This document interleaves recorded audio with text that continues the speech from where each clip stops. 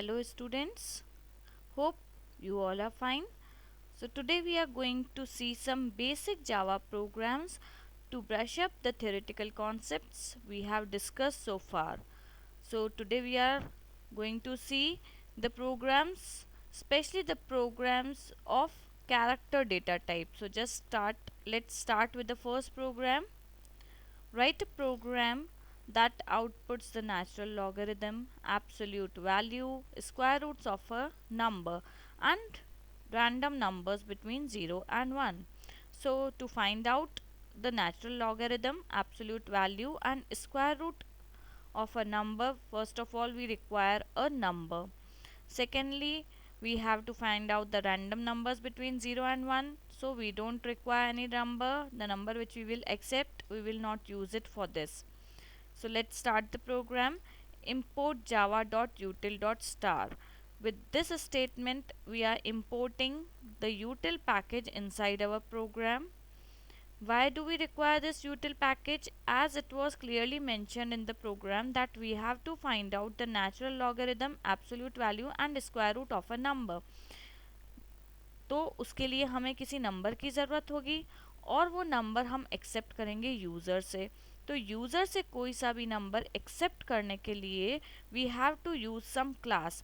The class which we are going to use for accepting a number from user is the scanner class. Scanner class resides in the util package. So to use scanner class in your program, you have to import the util package. So the meaning purpose of writing first statement, that is import java.util.star, might be clear to you. Util.star, that means all the classes of the util package are imported in this program. Coming to the next statement, the next statement is class declaration, that is class p1. Then just after the class declaration, we have to start with our function, because the actual functionality, the actual code statements lie inside the function. So the next statement is public void result, where result is the name of the method or function, and this complete statement is known as method declaration. Once we have started the body of the function, now we can write the actual statements. तो इस programme के लिए सबसे पहले तो हमें एक number चाहिए, so that we can find out the natural logarithm, absolute value and square of that number. तो ये सब निकालने के लिए first we have to accept a number from user. So for accepting a number from user, we require a variable जिसमें हम वो number store करेंगे. So the next statement written inside the body of the method result is integer a. That means the variable which is going to store the value will be variable a, and its data type is used as integer. So this is known as declaration of variable. Once the variable has been declared, now we can tell the user to pass the number. तो user को बोलने से पहले first we have to create the object of the scanner class. So the syntax for creating the object of the scanner class is scanner sc equal to new scanner system dot in, where sc is the object of scanner class. Once we have created the object of the scanner class, we can give a prompting message to user to enter a number. जैसे ही user ये prompting message पढ़ेगा, user will pass a number and that number will be stored in variable a now. That means we have done with accepting the number from user. तो जो भी number user ने पास किया है, now we have that number in our variable a. So first part of the program is clear to you and it is over to, that is accepting the number. Second part is to find out the natural logarithm, absolute value, square root and random numbers. So we have done the second and third part together. Second part होता है to find out all these values and third part is to print them. So we have tried to do both these parts together. In the print statement only we are finding out the values. In the first print statement, it's written natural logarithm of a number is, it is written in double quotes. That means this part is printed as it is, plus math.log of a. Log function is the inbuilt function which resides in math class. We can directly use it apply it on variable a, and we will get the logarithmic value of variable a with this statement. The logarithmic value of a, that is the result, will be concatenated with this statement and will be printed onto our output screen. The next statement is system.out.println absolute value of a number is. Again this statement is written in double quotes, that means it is printed as it is, plus math.abs of a. Again we are using the abs inbuilt function which resides in math class, and we are going to apply it on variable a, which will give us the absolute value of a. So the answer will be printed with this statement onto the output screen.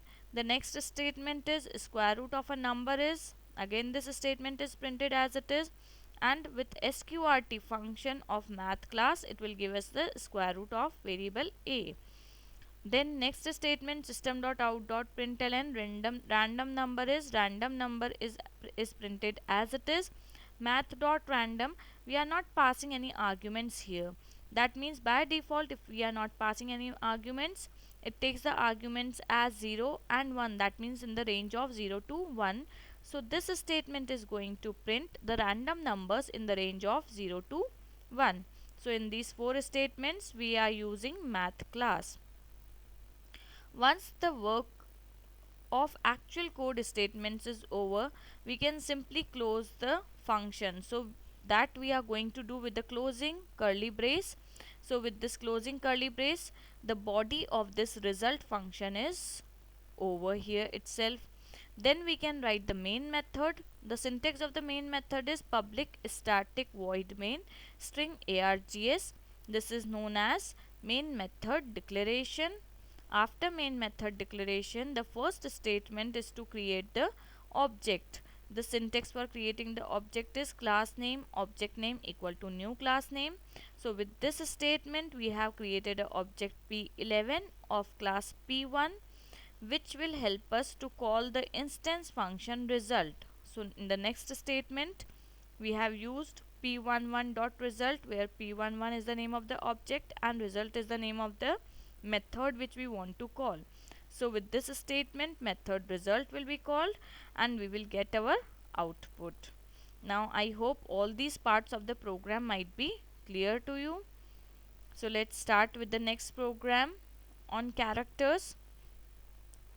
Write a program to display ASCII values of characters.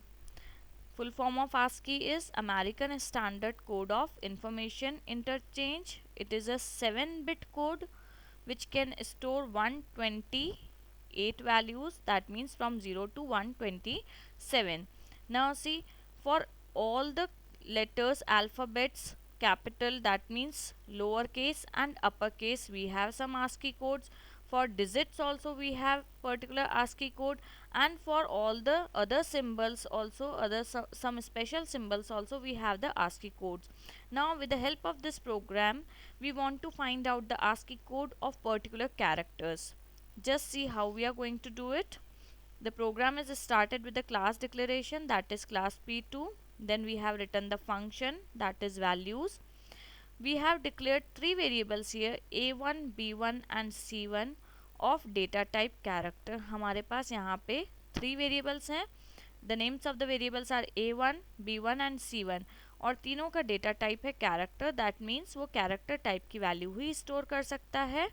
And in this statement only we have initialized these variables. तो a1 is initialized with capital A, b1 variable is initialized with small a, and c1 variable is initialized with small z. Okay, now coming to the next statement, as we want to find out the ASCII values of these characters, capital A, small a and small z. ASCII values are always the integer values. तो इसके लिए हमें 3 integer variables की ज़रूरत होगी. We have p1, p2 and p3 declared with the data type integer. Now we have written integer in bracket and then a1. Try to concentrate on this. a1 में क्या value है? a1 में value है capital a. तो capital a की integer value extract होगी. Integer value मतलब उसकी ASCII value, and it will be stored in variable p1. Similarly coming to the next statement, b1 variable में वैल्यू है स्मॉल a, तो small a की integer value extract होगी, that means the ASCII value, and it will be stored in variable p2. Similarly, with the third statement, c1 has a value of small z. Small z की integer value or we can say ASCII value extract होगी and it will be stored in variable p3. Then in the next three statements, we can simply print the ASCII values of capital A, small a and small z by printing the values of p1, p2, p3. Then we can write the main method, create the object and call the function. When we will compile and run this program, we will see the output like this. The ASCII value of character A is 65, the ASCII value of character small a is 97, and the ASCII value of character small z is 122. Okay, I hope this might be clear to you. By seeing one more example, you will understand how to work with these character values or onto the ASCII values. So just see one more example. Write a program that performs arithmetic operations with the values of type character. We'll start the program with the class name, class p3, declaration of the class, then we'll write the method declaration, public void operations. Operations is the name of the function here. Now see, we have three variables a1, a2 and a3 और तीनों का data type है character. Okay, a1 में initial value है capital A, a2 में पहले लिखा हुआ है ब्रैकेट में कैरेक्टर और फिर नेक्स्ट ब्रैकेट में लिखा हुआ है a1 प्लस 1. तो इस स्टेटमेंट में पहले सेकेंड वाला कैरेक्टर सेकेंड वाला ब्रैकेट सॉल्व होगा and then it will go and function according to the first bracket. तो coming to the second bracket, a1 plus 1, a1 में वैल्यू थी capital A plus 1, is addition possible with character values? No. तो जब a1 के पास capital A है और उसके साथ जब एडिशन हो रहा है, दैट मीन्स कैपिटल A की ASCII वैल्यू यूज होगी यहाँ पर, that is 65 plus 1 66. That means second bracket is going to give you the value 66. As the second bracket is giving you the value 66, it will be converted into character using this first bracket.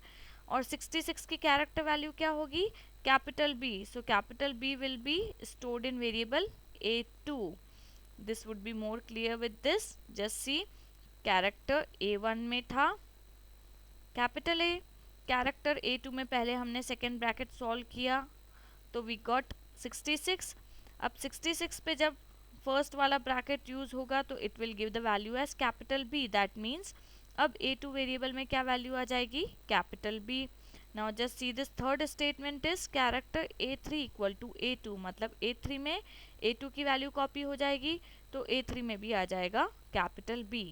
I hope it might be clear to you. So we will simply print the sequences of letters after double quotes plus a1. a1 में value है capital A, a2 में है capital B. Now just see, again a twist is there. a3 की value को print करने से पहले pre increment करा है. प्री इंक्रीमेंट करा है दैट मीन्स अगेन a3 में पहले वैल्यू थी कैपिटल B, जब उसने प्री इंक्रीमेंट करा है that means we want to add 1 to it. तो ये 1 किस में ऐड होगा? This 1 will be added to the ASCII value of capital B. ASCII value capital B की थी 66, तो इसमें 1 ऐड हो जाएगा तो क्या हो जाएगा? 67. And this 67 is the ASCII value of capital C. क्योंकि A3 कैरेक्टर टाइप का है इसलिए A3 में अब क्या स्टोर हो जाएगा? Capital C. Okay, coming to the next statements. Now we are going to change, we are simply finding out the ASCII values for the characters A1, A2, A3. A1 में था capital A, तो capital A integer या उसकी ASCII value में change हो जाएगा and it's ASCII value will be stored in variable B1. A2 में था कैपिटल B, इंटीजर ब्रैकेट में उसके पहले लिखने से it compiler is going to give the ASCII value of capital B which is stored in variable A2 and the answer will be stored in B2. Then in the third statement A3 में था यहाँ पर capital C, तो capital C की ASCII की value that means integer value किस में चली जाएगी, B3 में, and then we have printed these 3 values, just see. तो B1 में अब वैल्यू आ गई हमारे पास कैपिटल A की विच इज 65, B2 में वैल्यू आ जाएगी कैपिटल B की विच इज 66 एंड B3 में आ जाएगी capital C की आस्क की value which is 67. Now when we will print these two statements we will get the output like this. This first statement, printing statement, is going to give us the output as sequence of characters A, B, C, and the second statement, the ASCII values or decimal codes for the letters are 65, 66 and 67. See, I have given one space between them, that's why some space is given between 65 and 66 and 67 and 66 and 67. Now I hope these might be clear to you. Just go through some more programs with the character data types and how to perform operations on the variables with the character data types, so that character data types might be more clear to you if you understood these programs. And if you want to tune yourself to the next videos, just like this video and subscribe it